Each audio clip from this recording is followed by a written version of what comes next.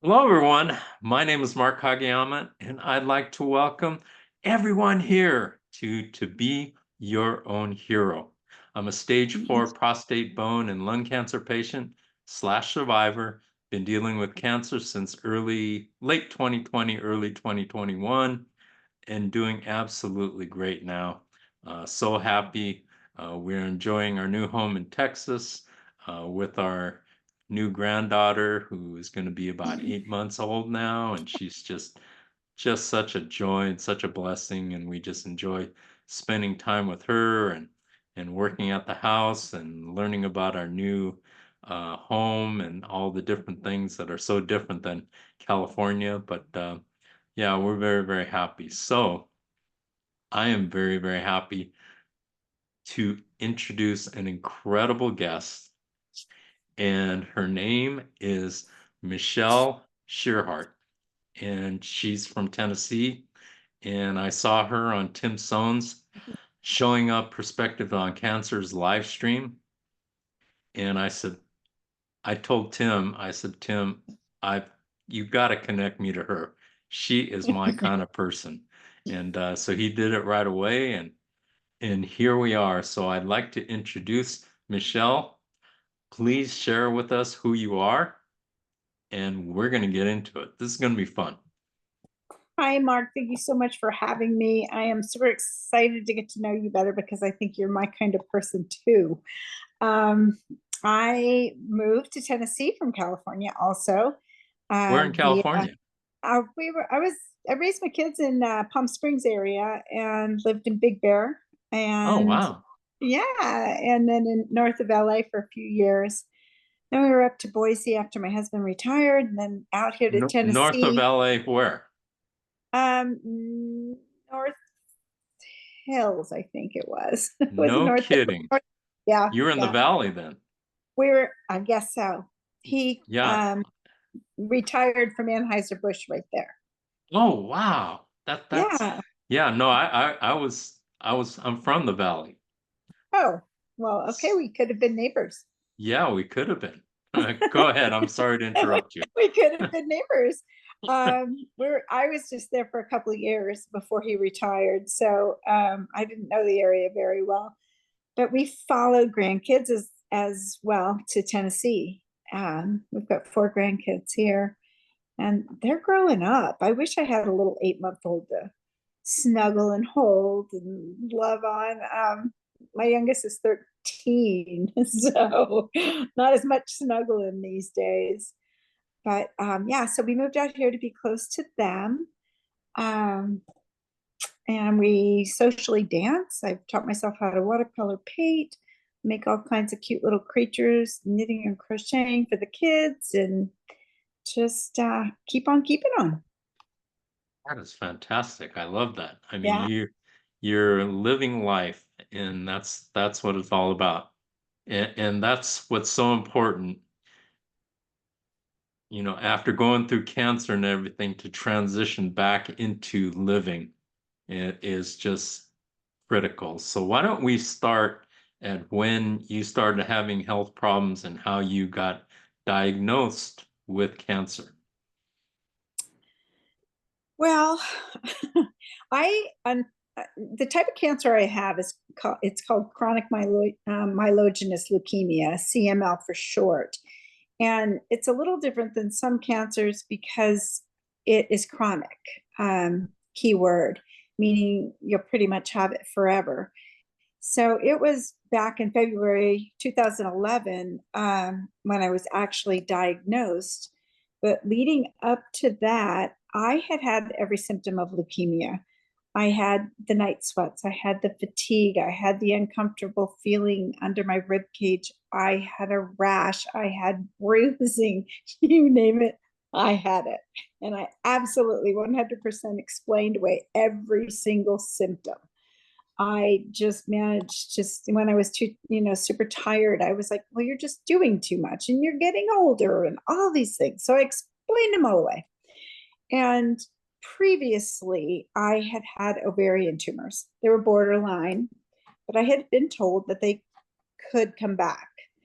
And so, in the back of my mind, I kind of had a slight feeling of maybe because of the uncomfortableness in my abdomen, that maybe that's what had happened. And I'm telling you, that surgery and recovery was tough.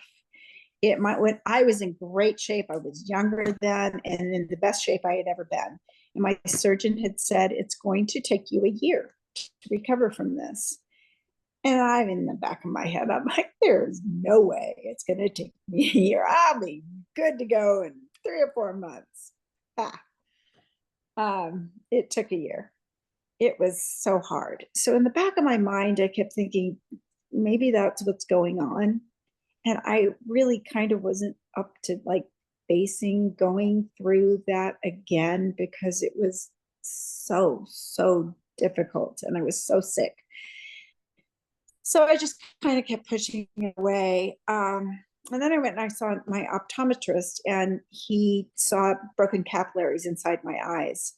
And he's like, you really need to get that checked out. If you don't have high blood pressure, you're not anemic, something's going on. You need to check it out. So I did go to see my gynecological oncologist for my yearly exam. I knew it was coming up. I explained all the symptoms and plus I had headaches too. And he's like, okay, well, let's take this, one step at a time and we'll do some blood work and we'll go ahead and get a CT scan scheduled and go from there. So I was okay. And of course, I always say to him, how worried should I be? Can I sleep tonight? Because I worry. And he's like, well, let's just take it one step at a time. And I was like, okay, fine. So I left, walked down the hall. It was after 5 o'clock, climb in the elevator, standing in there. Another doctor walks in and he takes this look at me and he says, are you okay? Okay, now I'm annoyed. I'm like, yeah, I'm good. I'm fine. How are you? It's a nice day out. And he's like, I'm fine. Are you sure you're okay? And I assured him I was fine. I got in my car. I drove back to my parents because this was in Palm Springs, 2 hours from where I lived, and thought to myself, why did he ask me that? I thought it was an odd question. So the very next morning, I got a phone call early in the morning. I was literally brushing my teeth. The phone rang. I had a little flip phone back then, and it was my doctor from the day before. And he had said that he didn't know how to tell me, but I had leukemia. And I remember looking at myself in the mirror, toothbrush in hand, and just saying, no, you have the wrong person here. This is Michele. I'm sure you haven't. I'm sure you're not talking to me. I'm sure you've made the wrong phone, dialed the wrong number. And he assured me, no, I am really sorry, but you have leukemia. So my next question was, how do you know? And he said, your white count is high. I said, how high? He said, astronomically high. And I just said, what does that mean? And he explained to me that normal white count was between 4 and 10,000, and that mine was nearly 400,000. Wow. Yeah, it was crazy high. And I was like, okay. And he said, I've arranged for a doctor to meet you at the hospital, and I'd like you to get there as soon as you can. So I think Can shock you kind of, explain why that is so bad? um, well, unbeknownst to me at the time, I just knew it was out of balance. I didn't understand why it was so bad, but what 400,000 white cells in your bloodstream do is they push out all of the red blood cells, which oxygen, fatigue, the platelets, the bruising, and they're all immature, which is your immune system. So it just crowds out everything else. And hence the capillaries that were broken inside my eyes, the small Oh, capillaries, okay. right? Okay. Right. Yeah, So it's like, oh, all these things, hence getting stuck with a rose thorn in my blood looking orange. really? And my husband and I going, that doesn't look quite right. This was before diagnosis, mind you. You would have thought that might have sent me running to the doctor. It didn't. Um, yeah, so and I asked him, I said, can I drive myself? And he's like, well, we're concerned that your brain could start to bleed, hence causing clots and whatnot. So if you can get a ride, that'd be preferable. So yeah, so I toddled up. I think shock took over because I just walked down the hallway and there was my mom brushing her teeth.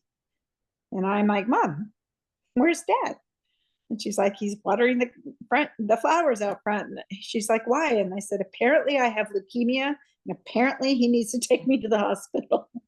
She just looked at me, of course, in shock, and I'm sure I was, and I was on autopilot then. And I went out and got my dad. He drove me up there, and I hopped out and went in the emergency room, and they got me right in, and I was in there for probably 45 minutes to an hour before seeing anyone other than nurses and whatnot. And at that point, I was begging nurses to print off anything they could on leukemia for me off their computer. They were very reluctant to do so. But I didn't have a computer. I didn't have any way to look anything up, and I knew nothing about leukemia. And I'm like, I need to educate myself really fast. So I just kept bugging them. And then they started bringing me in papers, generic papers, and general information about leukemia, I think to shut me up, which was fine with me because it gave me something to read, something to do while I was sitting there waiting. Like I said, what do I do? What do I do next? And then that little curtain opens up, and I look up, and I'm like, it's you. And that doctor from the elevator says to me, it's you. And he's like, I told you it didn't look okay. And it was the craziest coincidence. I asked him later, what was it about me that made you think I didn't look well? And he's like, you were so thin and so pale and so gaunt, you just looked really sick. I didn't see it. Wow. Yeah. So yeah, that began the journey, that's lasted over 13 years. I'm super grateful to still be here, and That still fight every day. So I went today to have a blood test to check on my levels. Every 3 months I go, and today was the day. I had to send a blood kit off to Oregon to have it checked at OHSU. So we'll see in a couple weeks where I'm at. sounds good. I know things you'll be able to handle things whatever they come out to be. Um, with your experience, and once you go Yeah. through it, you know what it's like, and you know what to do. And so you're a lot better equipped mentally as well as physically. I think so. I think so. Sometimes ignorance is bliss. Um, you know, sometimes you don't know. And in the beginning, it was like, what do we do? What do we do next? And now I'm like, ugh, I might have to do this because I do know what might be coming down the pike. So sometimes it's easier, and sometimes after 13 years, it's just weary making. You just get tired of the tests and the pokes and the thises and the that's and the waiting and the changes that happen. But yeah, sometimes I wish I didn't know as much as I know. But other times I'm really grateful because if there is a problem, I am better equipped at how we should proceed. Absolutely, absolutely. So what was going through your mind when you finally found out that you had leukemia? Were you in shock? Were you, I mean, what was going on with Michelle at that time? I literally was. I was absolutely stunned. I mean, I was 100% in shock. I don't even know that I processed it. at that point. I knew the doctor said go to the hospital. I knew I had to get there. Once I got there, he said, this is what we're going to do. And it was, I was admitted. I had a bone marrow biopsy that confirmed the type of leukemia.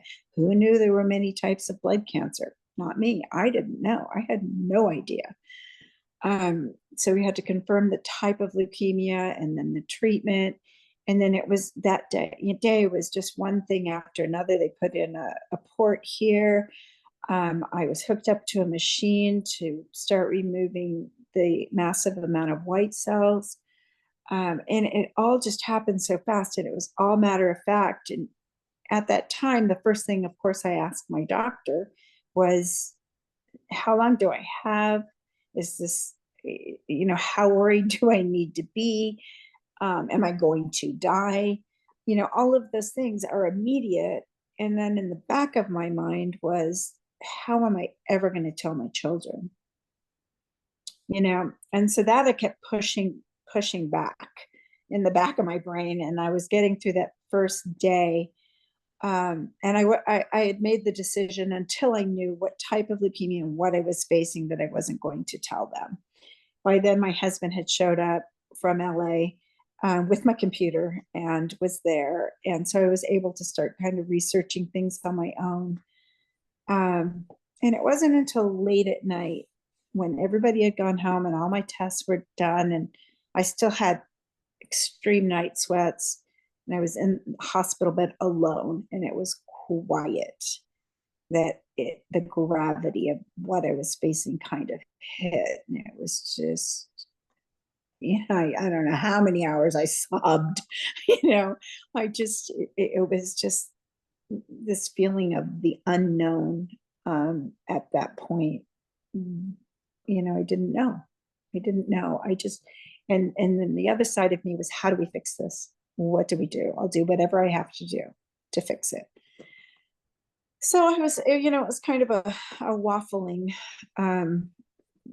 sense of emotion, which definitely hit me harder when I was alone, when I was busy in treatment and doctors and people and phone calls and all of those things were happening.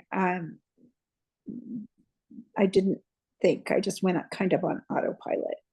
Like, okay, what do we do? What do we do? What do we, what's this going to do? What's this medication for? And that sort of thing. So what was your driving force to propel you forward? My family. My family. My family, my kids. I mean, I get How many kids do you have? thinking about it. I have 3. And my And daughter's my oldest. how old are they? God, my daughter just turned 46. Ask me if I can believe that. I don't even feel that old. My middle son is 41, and the youngest will be 31 in August. And then Okay. 5 grandkids. I have 5 Wow. grandkids from 13 to 21. Wow. Yeah, that's just crazy. And then my husband and his son is 33. So between the both of us, we have 4 kids, 5 grandkids. So, but definitely, Awesome. definitely them. And my daughter has suffered loss in her life. Her first boyfriend died. He had had heart issues his whole life, and he had an accident and his heart ruptured. And then his 2 best friends, and I had a little sister, and she's convinced that I'm going to live to be 119, and she's going to be 100, because then she can live without me when she's 100. She is absolutely convinced of this, and I'm like, I just can't even tell her. I just can't, I just can't. So my kids, my grandkids, and my life. I love life. I love life. I love everything about it. I love to travel. That, sunsets make me cry. I mean, So did you always have this attitude, or did it develop as far as loving life? I've always lived my life. Always. I've always lived very spontaneously and done things like, I always say to myself, if you don't do this, whatever this is, it could be a lunch with somebody, it could be a movie, it could be a trip to Paris. If you don't do it, will you have regrets? Will you the next day or the next week say, I should have done that? And if my answer is even remotely yes, then I try and do it. I try not to have regrets. I guess maybe I think part of it I get from my mother. My mother was very positive despite losing a child when she was only 7, despite losing her mother when she was very young. Um, I don't know if it's that I know life is short and fleeting, can be over in a minute. I don't know if that has something to do with it. Uh, I don't know. I just find it precious and I feel so grateful and so blessed just to be here. I think as since this my first illness with the ovarian tumors, that was an eye opener. I was like, oh, life might not just always be easy. So I think that added a little more. And then the cancer, diagnosis, I think that made me just appreciate that much more. So yes, I've always been positive, always optimistic, always joyful, but even more grateful now. That is awesome. I love that. Absolutely Mm. love that. I mean, if a person is not completely changed by cancer, then something is wrong. Especially if they've, successfully beaten cancer, because it's a disease that I wouldn't wish on anyone, but for me, it's just absolutely been life-changing and for the better. So, Yeah. and we were talking before we got on, it's not, we don't want to go through that experience again, but we absolutely treasure what we've learned as a Yeah. result. That is it's so true. And it does, it puts a perspective on you, you just don't know. You don't know. None of us knows. Cancer or no cancer, you don't know. But the people I've met through this journey and the opportunities I've had and the things I've done, I wouldn't trade them for anything. Truly. So what It's kind of opportunities can have come your way? Um, I have done a lot of, well, for one, when I was in the hospital, because of the amount of phone calls and people and asking, how are you? They all wanted to know if I was going to live or die too. I mean, nobody wants to just come out and ask that question, but that's what they're wondering. Um, they want to know how you're doing, how your treatment is. Are you going to live? Are you going to die? What do you have? How are you feeling? How can I help? What can I do? All of these things.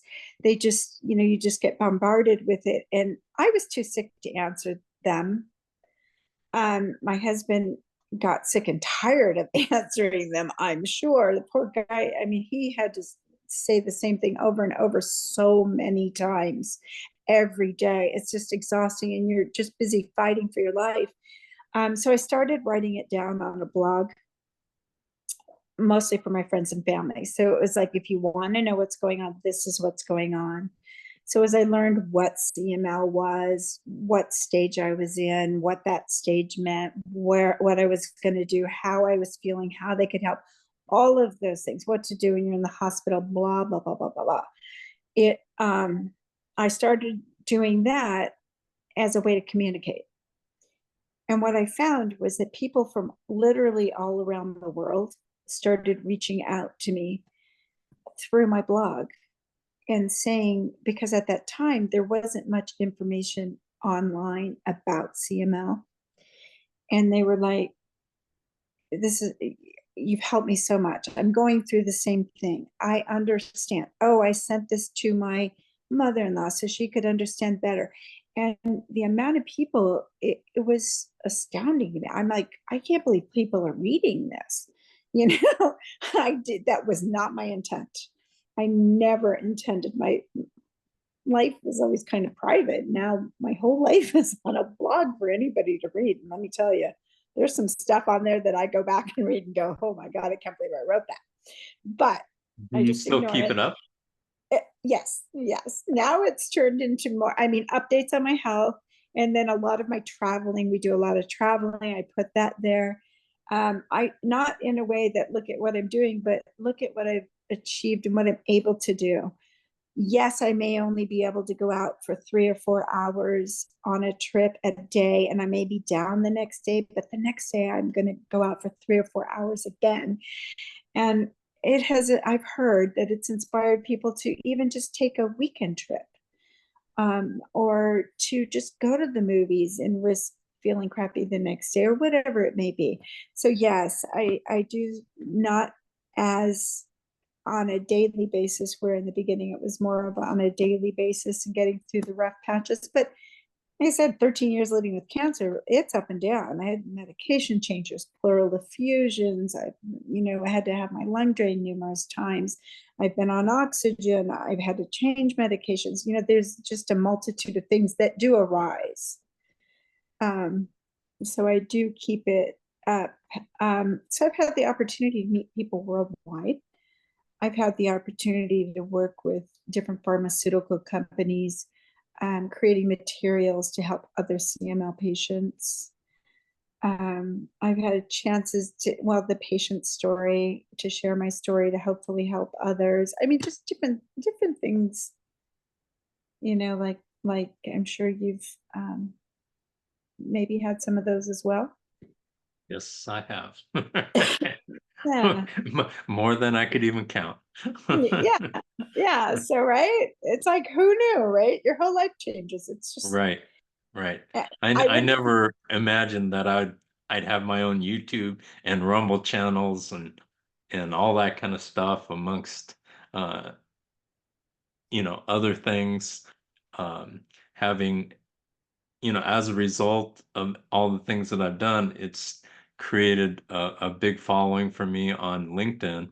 oh, That's where I started connecting with people all over the world, and interesting.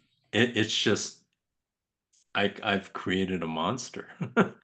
It's like I have to be on top of that thing like all the time, Really? and I've yes. never, I have a profile on LinkedIn. I've never looked at it. Oh, okay. Well, believe me, I'm doing enough for the both of us. So.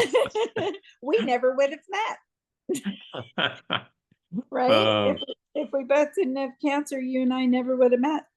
right. Absolutely. Yeah, Absolutely. Yeah. I mean, I am so incredibly thankful for the people that I've met in this journey, and it's just been an amazing, amazing journey uh, to meet, some of the greatest people on earth, in my opinion. I agree. I agree. Yes. And so many people, so supportive. And I don't know about your type of cancer, how rare it is. The fact that you had three at once, I would imagine that's a bit rare. This is quite rare. I don't even know the numbers, maybe over 100,000 worldwide. I mean, it's such a small drop in the bucket. We're less than 5% of all blood cancers, I believe. It's a small number, but such a big-hearted community. Right. Probably because it's long term. It's for the rest of your life, and you hope your life is a long one. Um, but it's not always either. I've met many wonderful people who didn't respond well to treatment, and we've lost them along the way. Yes. So Unfortunately. it is, yeah. That's one of the sad things about being a patient advocate and getting to know so many people, is you do lose people. Right, absolutely. So, Michelle, what would be your final thought that you would like to leave people with? Oh gosh, I don't know. Just try your best to appreciate every day, every moment. Be kind to each other. We don't know what someone else is going through. So often people will say, "But you don't look sick." But but they don't know I have leukemia because I don't look sick. I'm not. I still have my hair. Um, we don't know what somebody else is going through. You can't always tell on the outside what's going on the inside, but God, reach out, enjoy your life, grasp it, be grateful, feel blessed, and enjoy it. Life is beautiful. Yes, Make absolutely. make the most of it because you never know. Right. So my final question for you is this. How would we live in a very divisive world. It's something I think a lot of us never expected at this point in our lives, but it is what it is. How would you help make the world a better place? God, I don't even know. My daughter is on a mission to make the world a better place. And we've determined that a lot of it is because I think, as wonderful as the internet is and connecting people, that people hide behind screens and they don't have the one on one time. And they don't take the time to make real connections with real people one on one. And I don't know, it's like people forget how to be a friend or to have a friend and to take the time to do that. And God, just be kind to one another. It's like I always tell my grandchildren all the time, I'm like, if you can be nothing else in this world, be kind. Just be Wonderful. kind. It maybe connecting people, meeting people where they are, and stop judging people. I don't know. I just don't even know. It's a topic that she and I debate all the time. How can we make the world a better place? Yeah. That is a great topic. I love that. Um, one thing about social media is we have to realize that there are people on the other end of whatever you're sending or receiving. Sometimes it's a bot, but most of the time it's a person. And if you treat them like you would somebody you meet in person, then, you're going to be a lot better off. I mean, that's what I've always done, and it's kind of exploded my LinkedIn like crazy, but I'm fine with it. And, I get comments like, because what I do is I post about positive things. Everything's about motivating, positive, and I find positive posts or messages and I'll send them out. And it's just it's gotten out of hand, really. And that's But a it good but it thing. yeah, but it's good. It's good. I'll take it. But along with all of that, I have just met just absolutely incredible people, such as yourself, which I am so thankful for. And at this time, I want to thank you so much for sharing your experience and for being such a positive influence in your world and the people around you, and hopefully the people out there will see that and grab onto it. And I so, hope. yeah, thank you so much for your time, Michelle. We really Thank appreciate you. you. Thank you. Absolutely. And thank you for all you're doing. And I'm so grateful to have met you. We are going to be staying in touch. Oh, absolutely. Absolutely. Okay. And I'd like to thank everyone out there who's watching this. Uh, Please make a comment in the comments section, subscribe, like, turn on the notifications, and we really, really appreciate you. I mean, and moving on from what Michelle said, life is so precious and enjoy every second of every single day. It's that important because we only go around once, and in the blink of an eye, it's going to be gone. So take advantage of it because it is very, very precious. Thank you so much, everyone, for joining us at To Be Your Own Hero. We will see you next week with another interview. And take care and be blessed. Thank you.